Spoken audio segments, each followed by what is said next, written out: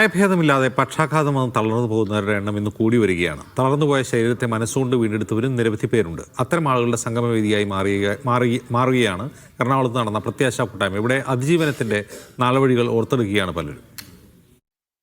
പ്രതിവർഷം രാജ്യത്ത് 4 ലക്ഷം വരെ ആളുകൾക്ക് പക്ഷാഘാതം അഥവാ സ്ട്രോക്ക് സംഭവിക്കുന്നുണ്ടെന്നാണ് കണക്കുകൾ.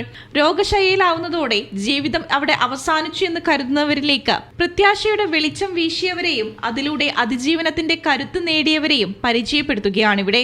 ഞാൻ സ്ട്രോക്ക് വരുന്നതിന് മുമ്പ് ഒരു പുസ്തകം പോലും എഴുതിയിട്ടില്ലെങ്കിലും സ്ട്രോക്ക് വന്നതിന് ശേഷം ഏതാണ്ട് 10ഓളം പുസ്തകങ്ങൾ എഴുതാനും 8ഓളം പുസ്തകങ്ങൾ തർജ്ജമ ചെയ്യാനും എനിക്ക് സാധിച്ചിട്ടുണ്ട്. അതിനെല്ലാം എനിക്ക് പിന്തുണ നൽകിയത് ഈ CGOയിലെ സഹപ്രവർത്തകരാണ്. പക്ഷാഘാതം എന്നത് ശരീരത്തിന്റെ ഒരു വശത്തുണ്ടാകുന്ന തളർച്ചയാണ്. ഇതിന്റെ ചികിത്സയിൽ പങ്കുവഹിക്കുന്ന ഫിസിയോതെറാപ്പിസ്റ്റുകളും അവരുടെ സേവനത്തിന്റെ പ്രാധാന്യവും പരിപാടിയിൽ പ്രമുഖർ വിവരിച്ചു.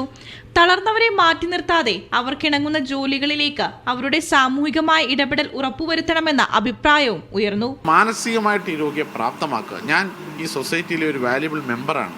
എനിക്കും ഇനിയും പഴയതുപോലെ തന്നെ ജീവിക്കാൻ സാധിക്കും എന്നുള്ള തലത്തിലേക്ക് കൊണ്ടുവരിക. അവിടെ സൈക്കോളജിക്കൽ റീഹാബിനാണ് പ്രാധാന്യം.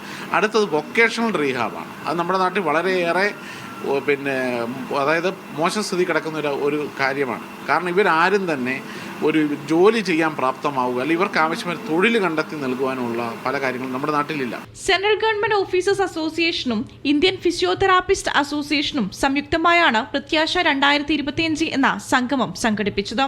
സംഗമം ജസ്റ്റിസ് ദേവൻ രാമചന്ദ്രൻ ഉദ്ഘാടനം ചെയ്തു. മീഡിയ 1 കൊച്ചി.